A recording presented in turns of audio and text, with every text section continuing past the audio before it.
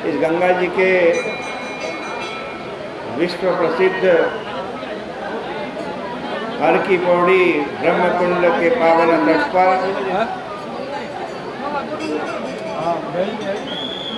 श्रीमद् भागवत जी की चर्चा श्रवण करने के लिए आप सब लोग उपस्थित हैं।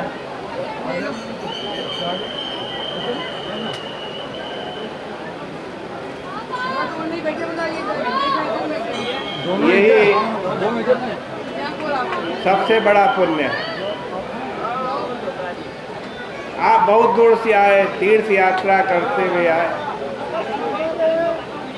गंगा जी के तट पर आए, स्नान किया, लेकिन सत्संग नहीं किया तो यात्रा अधूरी है।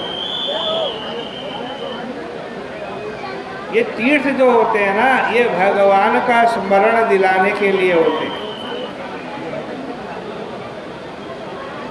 और यहाँ बैठ करके यदि भगवान की स्मृति नहीं हुई, ईश्वर की चर्चा नहीं हुई, भागवत जैसे ग्रंथ की चर्चा नहीं हुई, तो तीर्थ यात्रा अधूरी।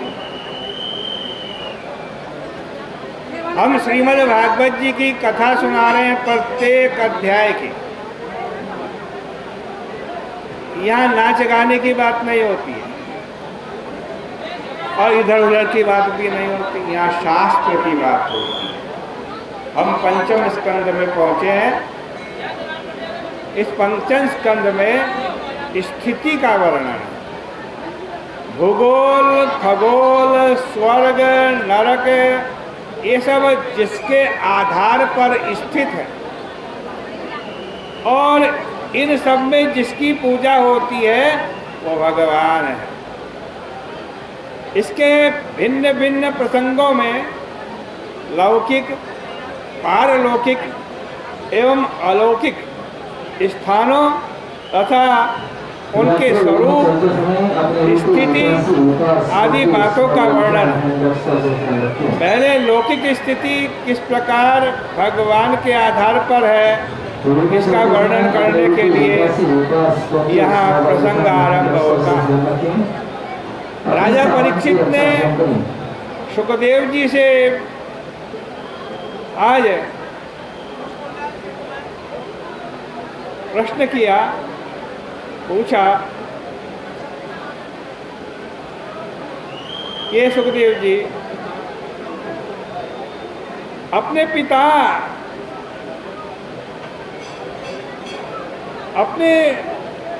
आपने ध्रुव के पिता, जो ध्रुव जी थे भगवान के भक्त, उनके पिता उत्तानपाद के वंश की तो कथा सुना दी, लेकिन उत्तानपाद के दूसरे भाई जिनका नाम प्रियव्रत था, उनके वंश की कथा नहीं सुनाई।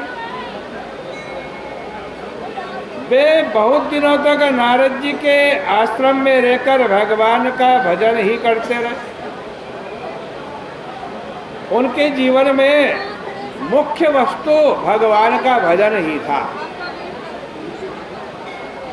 वे भागवत थे, वे आत्माराम भी थे। यहाँ देखो दो बात कही गई है। प्रियव्रत भगवान के भक्त भी थे और आत्माराम भी थे, लेकिन ये दो बात अलग अलग नहीं है। भगवान और आत्मा दोनों एक हैं। इसलिए कोई भागवत और आत्माराम दोनों हो सकता है। देखो, त्वम पदार्थ की प्रधानता से आत्माराम और तत्पदार्थ की प्रधानता से भागवत। जब त्वम पदार्थ और तत्पदार्थ एक ही है, जब चाहे भागवत बोलो चाहे आत्माराम बोलो, इससे कोई फर्क नहीं पड़ता, केवल नाम का ही अंतर है।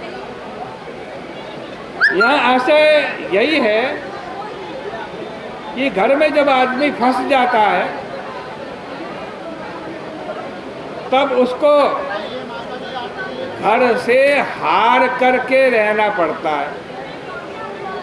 वहां उसके मन की बात नहीं होती है।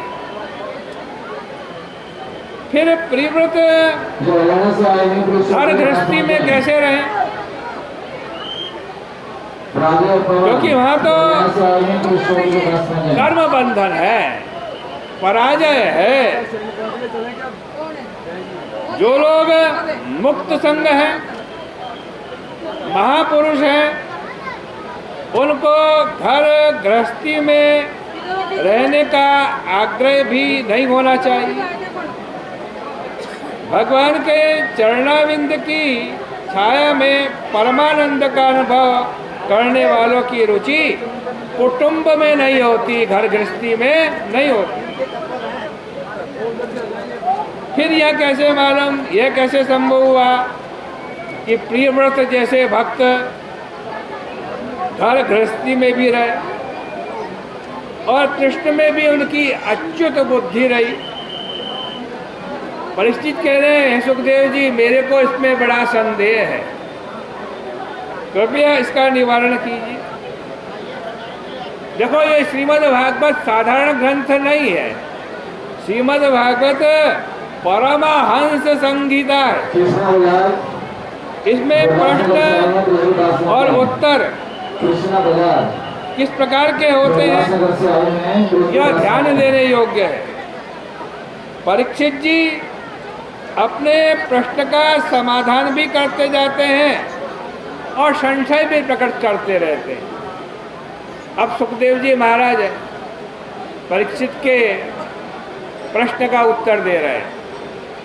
क्या कह रहे हैं? कह रहे हैं, बाढ़ मुक्तम भगवतः उत्तम श्लोकस्य श्रीमच्चरणारविंद मकरंदरस आवेशित चेतसो भागवत परमहंस दयित कथां किंचिदंतराय विहितां स्वां शिवतमां पदवीं न प्रायेण हिन्वन्ति। सुखदेव जी कह रहे हैं, परीक्षित बाढ़म उक्तम, तुमने बहुत अच्छा प्रश्न किया। बाढ़म उक्तम का अर्थ है बहुत बढ़िया कहा, बहुत बढ़िया कहा। संस्कृत में बढ़िया को बाढ़म कहते हैं। देखो परीक्षित, जिन लोगों ने अपने चित्त को भगवान के चरणारविंद मकरंद में आविष्ट कर दिया, वे भागवत परमहंस की जो प्यारी प्यारी भगवत कथा है, उसमें कुछ थोड़ा बहुत विघ्न व्यवधान भी आ जाए तो भी अपनी शिवतमा पदवी का परित्याग नहीं करते। जब राजपुत्र प्रियव्रत परम भागवत नारद भगवान के चरणों की सेवा में गए और वहाँ उनको ज्ञान प्राप्त हुआ, तब उनके पिता स्वयंभू मनु ने उनको समझाया कि बेटा, तुम्हें कोई महात्मा नहीं होना, तुमको तो राज्य का शासन करना है, इसलिए तुम राज्य शासन करो।